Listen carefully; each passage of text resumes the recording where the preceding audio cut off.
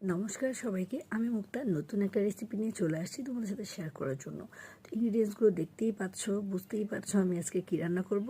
হ্যাঁ, আমি খাসির মাংস রান্না করছি। খুবই ঘরোয়াভাবে রান্নাটা করব, এক্সট্রা কোনো মশলা আমি ইউজ করব না। তো এখানে আমি প্রথমে পেঁয়াজগুলো ভাজি করে নিয়েছি তেলের মধ্যে তেজপাতা দিয়ে। তো ভাজা ভাজা হয়ে গেলে দেন এখানে আমি আদা রসুন বাটাটা দিয়ে দিয়েছি। একটু ভাজা ভাজা হয়ে গেলে যখন কাঁচা স্মেলটা চলে যাবে তখন এখানে আমি একটার পর একটা মশলাগুলো অ্যাড করব। দেখতে থাকো সবাই। তো এখানে আমি হলুদ, লবণ আর মরিচের গুঁড়া দিয়েছি, ধনিয়ার গুঁড়া, জিরে গুঁড়া, আর এখানে দিয়েছি সামান্য পরিমাণ গরম মশলা। তাছাড়া আর কোনো কিছুই এক্সট্রা ইউজ করব না এখানে। আর টমেটো দিয়ে দিয়েছি যেন মশলাটা একটু গ্রেভি হয়, আমার কাছে ভালো লাগে। আমি ম্যাক্সিমাম হাঁসের মাংস বলি বা খাসির মাংস বলি, দুইটাতেই আমি টমেটো ইউজ করি। তো এমনিতেই টমেটোটা গলে যায় আর ব্লেন্ড করে দেওয়া লাগে না।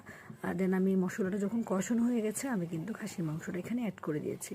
তো খাসির মাংসটা একটু ভালো করে নাড়াচাড়া করে 15 থেকে 20 মিনিট রান্না করলেই দেখতে পারবেন সেখানে মানে সামান্য পরিমাণ জল মানে উঠে আর কি মাংস থেকে।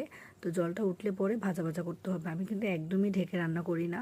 তো একদম ভালো করে কষাতে কষাতে এই যে যখন তেল চলে আসবে উপরে একদম উঠে ভাজতে থাকবে, তখনই বুঝতে হবে যে মাংসটা ভালো করে কষানো হয়ে গেছে।